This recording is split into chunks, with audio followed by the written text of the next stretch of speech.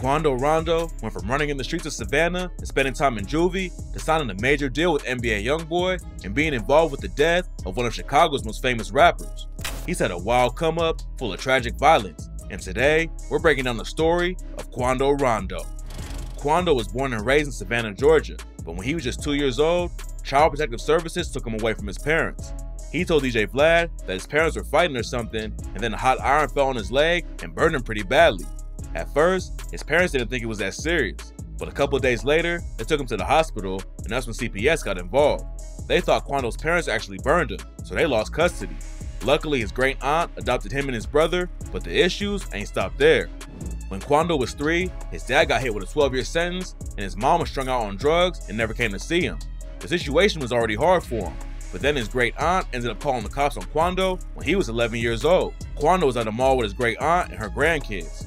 All the kids was messing around, and Quando ended up hitting one of them. He told DJ Vlad it wasn't even a serious situation like that, but his great aunt called the cops and he got booked in juvie on a simple battery charge. He was only supposed to be locked up for a few days, but Quando was already smoking weed at the time, and he ended up failing his drug test and got sent right back. They tried to let him out again, but he failed another test and got put on house arrest with an ankle monitor. Quando was just a kid at the time and didn't really understand what was going on. He let the ankle monitor die and thought that meant he could go outside and do whatever, but obviously, that's not how it worked out. He ended up getting sent to a military-style camp, but Quando kept getting into fights and eventually got kicked out.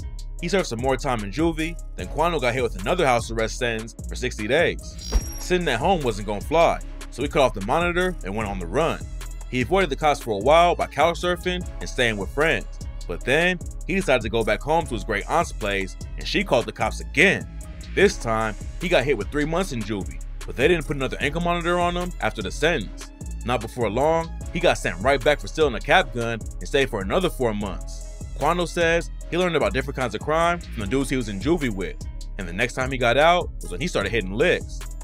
At first, he was just taking TVs and small stuff out of houses in his neighborhood, but then he decided to take it to the next level and hit a house in the rich part of town. But during his first robbery in the suburbs, Quando tripped a silent alarm and got booked in juvie for another 15 months. At this point, he had both feet in the trenches. He already dropped out of school, and now he was toting guns and claiming rolling 60s neighborhood Crip. Quando spent most of the time between the ages of 11 and 16 in juvie, but then he started getting booked in the county jail for things like gun charges. With the way things were going, it was only a matter of time before he caught a charge that would get him a longer sentence. Luckily, Quando realized he needed to switch up how he moved if he didn't want to end up behind bars again, so he decided to focus on making it out of the streets with music. Quando had been rapping and singing since he was a kid, and he got even better by making music while he was locked up. He told XXL, "I used to take my mattress off the bed and beat on the metal, and it seemed like the metal give you a little flow. A nigga might not even be singing, I might just be rapping. I might come out my cell and hear people rapping and singing my shit." He started posting clips on Instagram of him freestyling and hitting cars to make the beat, and it wasn't long before he started buzzing in the city. Quando told DJ Vlad that a bunch of dudes in Savannah tried to sign him, but he wasn't feeling any of the offers. The game wanted to sign him too, and then Birdman hit him up and offered to fly him out to Miami. Quando probably would have flew out there, but his parole officer didn't think the offer was real, so he ain't go. In January 2018, Quando dropped the track I Remember with DaBaby, which popped off and racked up almost 100 million views on YouTube.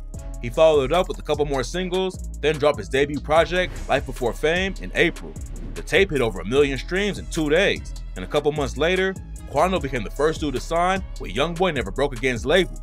Signing with Youngboy definitely boosted his career. Quando kept grinding over the next couple of years with new projects and tours. In January 2020, he dropped his debut album, and it seemed like Quando was really about to blow up. But later that year, he made headlines for all the wrong reasons when he was involved in the death of King Von. On November 6, 2020, Quando and his crew were outside a club in Atlanta when Von and his homies walked up and started throwing punches. Quando told Angela Yee that he didn't even know what was going on at first. He said, "In my mind, I'm just thinking regular. In reality, like you would think. I'm about to let these people walk past me. I'm not about to try and go through these people or nothing like that. I'm thinking these were some regular individuals. Next thing you know, a hit me. Boom, bow. I lie to you not. It's like I had an out-of-body experience." Surveillance cameras caught the brawl on tape, and at some point, someone started shooting. Von ended up getting shot and killed, and Quando's homie Lil Tim was booked for the murder.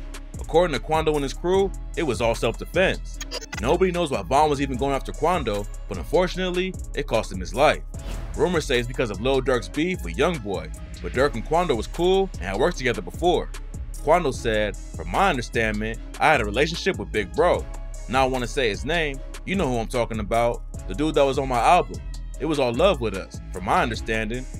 King Von was one of the hottest rappers in the game when he died, and Quando being involved definitely put a target on his back. Rumors started flying that Quando had $1 million bounty on his head, and 2 weeks after the shooting, he talks about it all on the track End of Story. On the song, he said, "F what they say, that's understood, we had to make it home. I'll put that on the neighborhood before they bust my dome. Lil Timmy riding, right or wrong. And million on my head, that's what they say, that's all you got, make it 8. Before Von's death, Quando was just a rapper who just made it out of the streets and was popping off in the industry.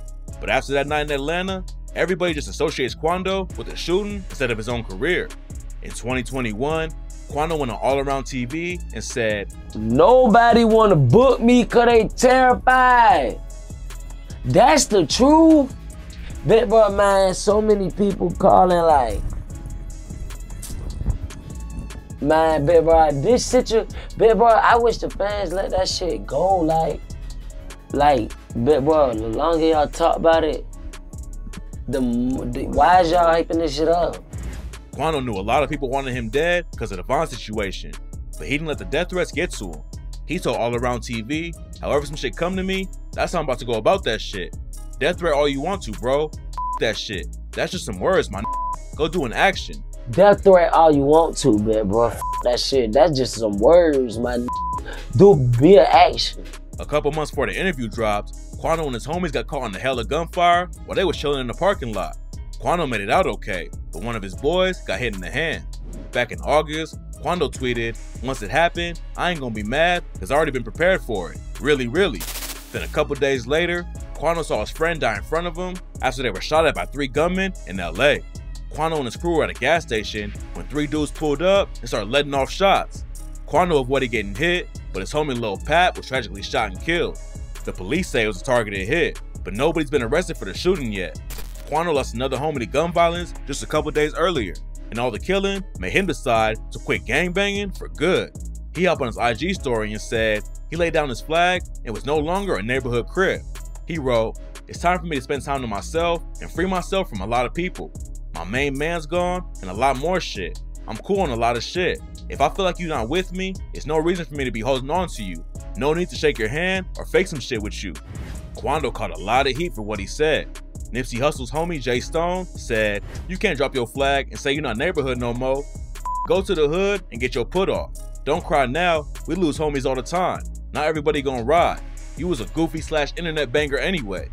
Fulio jumped in too and wrote, "Dog homeboy's out in Cali, he trying to squash beef and throw his flag in. It's too late for that, nephew." Wack 100 thinks the feds are gonna try and flip Quando. He said, "That killing with his mind. When the police came, that went to civilian. They gonna intercept some wiretaps on the threatening they gonna do something to him. They gonna let him hear it, and it's gonna get jiggy." It's damn near impossible to walk away from a gang without any consequences, but Quando is standing on his decision. It's not clear how all this will pan out, but hopefully he can move on and focus on music again instead of all the violence and beef.